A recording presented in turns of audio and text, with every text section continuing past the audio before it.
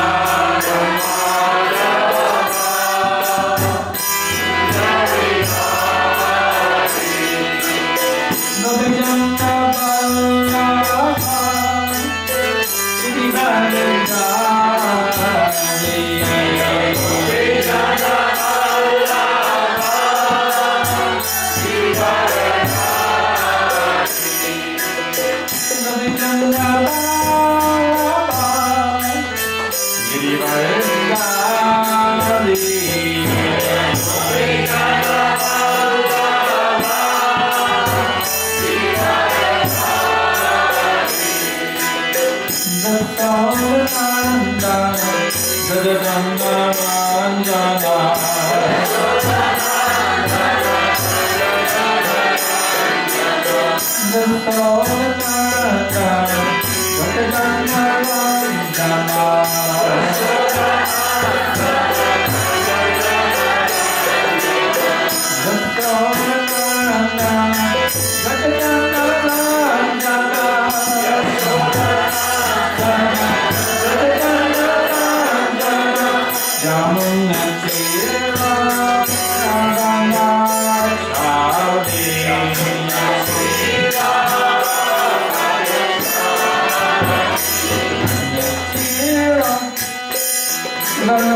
Adhikari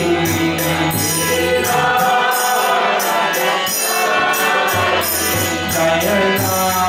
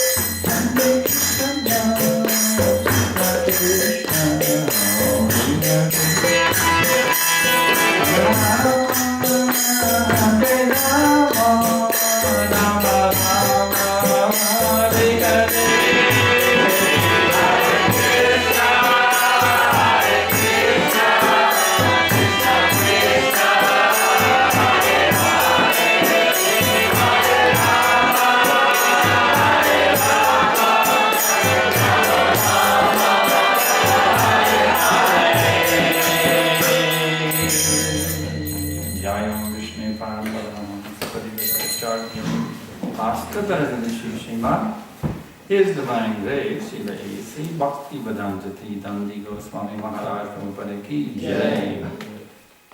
ISKCON Founder Acharya Srila Prabhupada Ki Jai. Bhatita Pavana is a fallen soul, Srila Prabhupada Ki Jai. Jayam Vishnu Pandanamaham Zapati Vajagacharya. Astatara Shishima. His Divine Grace Srila Bhakti Siddhanta Saraswati Goswami Maharaj Prabhupada Ki Jai. Ananta Kodi Vaishnava Vrinda Ki Jai. Namachandra Shila Haridas Thakur Ki Jai. Padam Sakaho Shri Krishna Chaitanya Prabhu Nityananda Shri Advaita Gadadhar Shivasadi Gaura Bhakta Vrinda Ki Jai. Shri Shri Radha Krishna Gopi Gopinath Shamakun Radhakun Giri Govardhan Ki Jai. Vrindavan Dham Ki Jai. Mayapur Dham Ki Jai. Navadip Dham Ki Jai. Jagannath-puri Dham Ki Jai. Gangamai Ki Jai. Jamunamai Ki Jai. Bhakti Devi Ki Jai, Tutsi Devi Ki Jai, Samaveta Bhakta Vrinda Ki Jai. Gaura Premananda. All glories to the assembled devotees. All glories to the assembled devotees. All glories to the assembled devotees.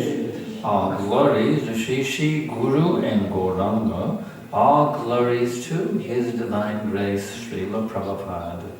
Nama Om Vishnu Padaya Krishna Prestaya Bhutale Srimate Bhakti Vedanta Swaminiti Namane Namaste Saraswate Deve Gauravani Pachaline Nirvishesha Shunyavadi Paschachya Desha Tadine.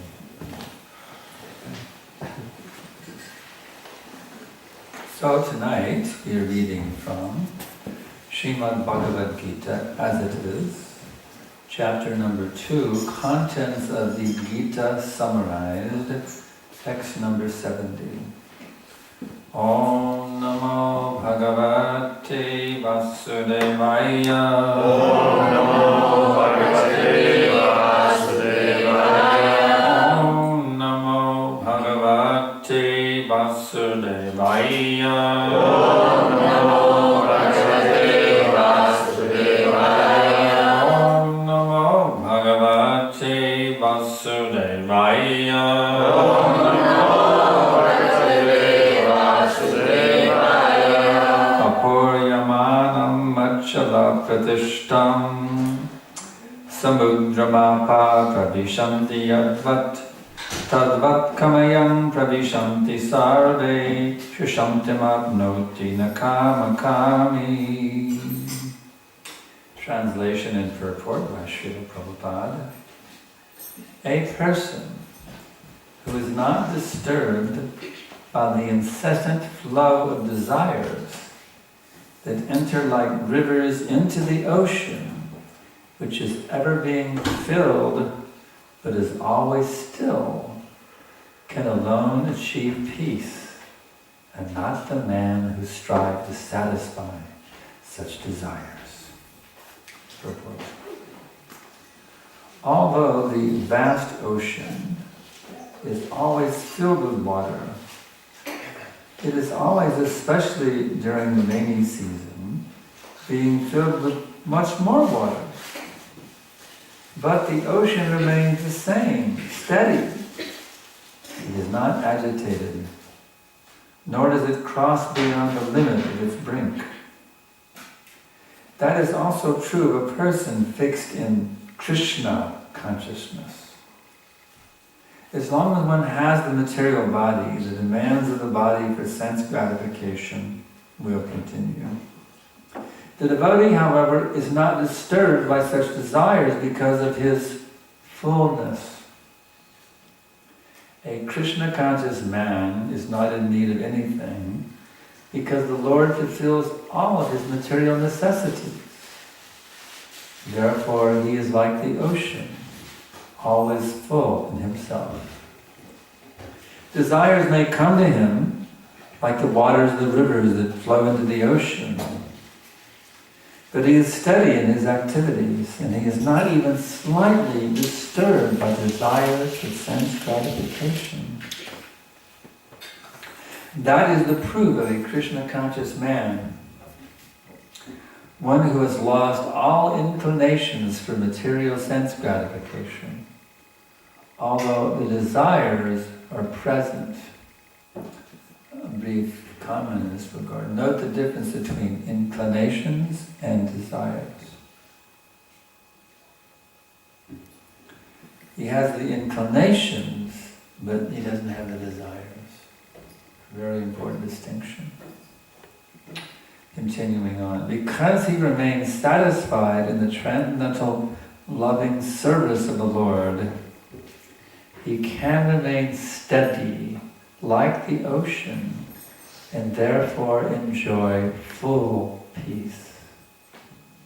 Note the word full. Prabhupada is using that word several times here. The devotee is not disturbed because of his fullness. And now again he's using the word full. Just as the ocean is filled up with water and remains steady in that fullness of water, the devotee is filled with Krishna consciousness. Because of that fullness in Krishna consciousness, he's fully satisfied. Continuing on. Others, however, who want to fulfill desires even up to the limit of liberation, what to speak of material success, never attain peace. The fruitive workers, the salvationists, and also the yogis who are after mystic powers are all unhappy because of unfulfilled desires. But the person in Krishna consciousness is happy in the service of the Lord, and he has no desires to be fulfilled. In fact, he does not even desire liberation from the so-called material bondage. Note the term so-called material bondage.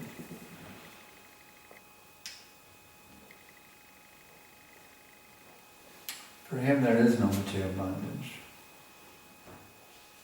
Even if he's in a material body, it doesn't matter. He's liberated already. Therefore, the devotees of Krishna have no material desires, and therefore they are in perfect peace. Vandeham Shri Guru Shri Jata Padakamanam Shri Guru Vaishnavanscha Shri Rupam Sagrajatam Sahagana Vitam Tam Sajivam Sadaitam Savadutam Valijana Saitam Krishna Chaitanya Devam Shri Radha Krishna Padam Sahagana Lalita Shri Vishakam Vitamscha Nama Om Vishnu Padaya Krishna Prestaya Bhutale Srimate Bhakti Vedanta Swami Namane Namaste Sarasvate Deve Gauravani Pracharine Nirvishesha Shunyavadi Paschatya Deshatarine.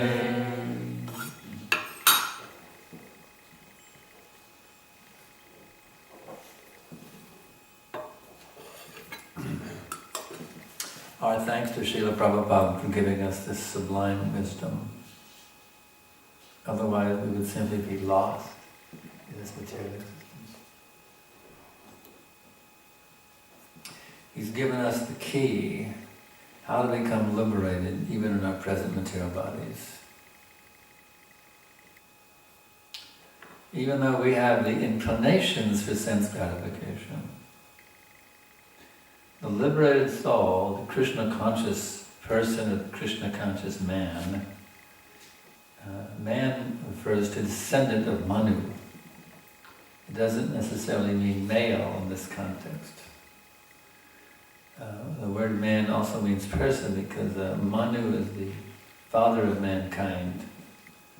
So those who are descendants of Manu, they are called men. There are two types of men. There's men and women. They're both, Krishna conscious man refers both to women and men. It's Krishna conscious person. In this context, it means that. So the Krishna conscious person, or the Krishna conscious man,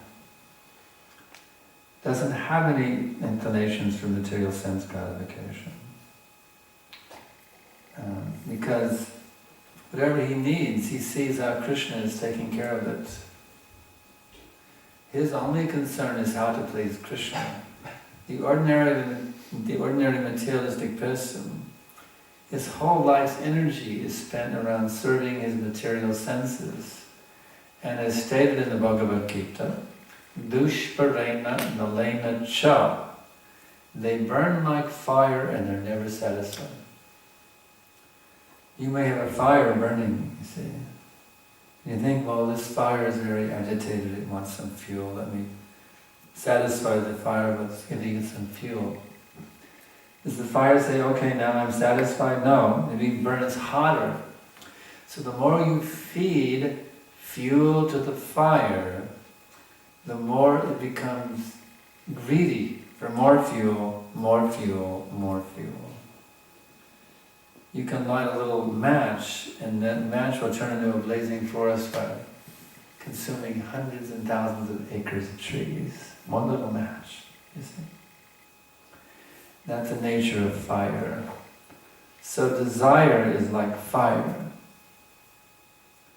It burns and it doesn't satisfy. It never becomes satisfied.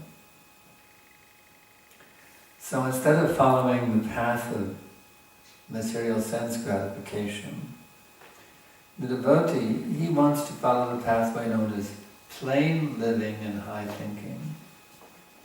He wants to liberate himself from slavery to these senses, mind, words, anger, tongue, belly, and genitals. He doesn't want to be a slave of these. He wants to master these things so they can be calmed down. In other words, as long as you think that you're the material body, then your duty is to satisfy your senses. But what is the result, what is the reward of a lifetime of service to those senses?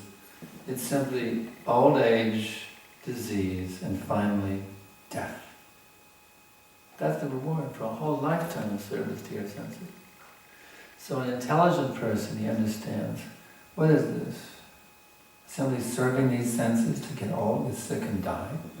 Isn't there something better than this? Why is there such an inclination in the heart of a living being to think there must be something better than this?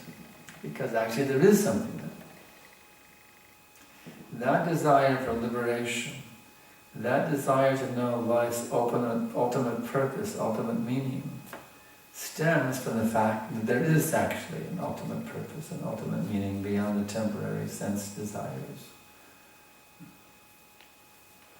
Just like, for example, we have a taste for water, and water exists also. It's not that you have a taste for water and there's no such thing as water.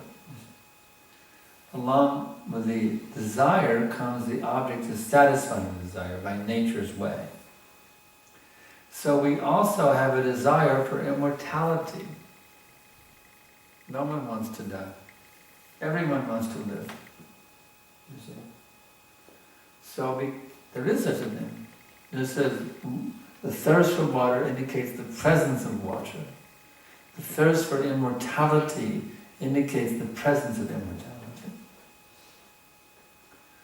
So, what do if you're in a place where there's no water? You look for the water. You see. You're in the desert, you got to look for water. Find the oasis. You see. You got to look for the water. If you're thirsty, you look for the water. So, we're thirsty for immortality. Therefore, every intelligent human being, he looks for the actual purpose. What is the meaning of my existence? Why am I here? What is going on here? What is the absolute truth that will satisfy me in full? Is it? This is called human life. To simply serve your material senses. This is called animal life. This is why in the Vedas, the modern day civilization is called a civilization based on the principle of Dvipada Pashu. The animals normally go on 4 legs. But there's a type of animal also running around. He's called a 2-legged animal. Dvi is 2, Pada is feet, and Pashu is animal. The 2-footed animal, that's the human being. And when he gets old, he's called Tripada Pashu, because he's walking with a cane. So don't be a Dvipada Pashu, becoming a Tripada Pashu. Become an actual human being. Human being means, why am I here? What is the purpose of my existence? How can I achieve the perfection of consciousness, where I'm completely free from all anxieties? This is intelligent, you see. This is proper utilization of the human mind. So the Vedas say, don't be a fool, don't remain in the darkness. Tamasima jokta gama, come out of the darkness, come into the light. You may think, well, the darkness is so powerful, how can I ever get out of it? It's just so overpowering. But you know what? Light is much more powerful than darkness. What's the proof? Go into a dark room and light a match and see what happens. That little match will illuminate the whole room. It'll be all the way over the distant wall, you'll see the light bouncing off the wall. You see? Now, then conversely, take a jar full of darkness, you see. Go out into the bright sunlight and unscrew the lid and see how much influence that darkness will have on the bright day. 0. Light destroys darkness, and darkness cannot destroy light. So therefore, light is more powerful. So if you actually take to the path of light, and you give up the path of darkness, we guarantee you will be successful. You see, we guarantee you will be successful. Because light is more powerful. You're guaranteed to win.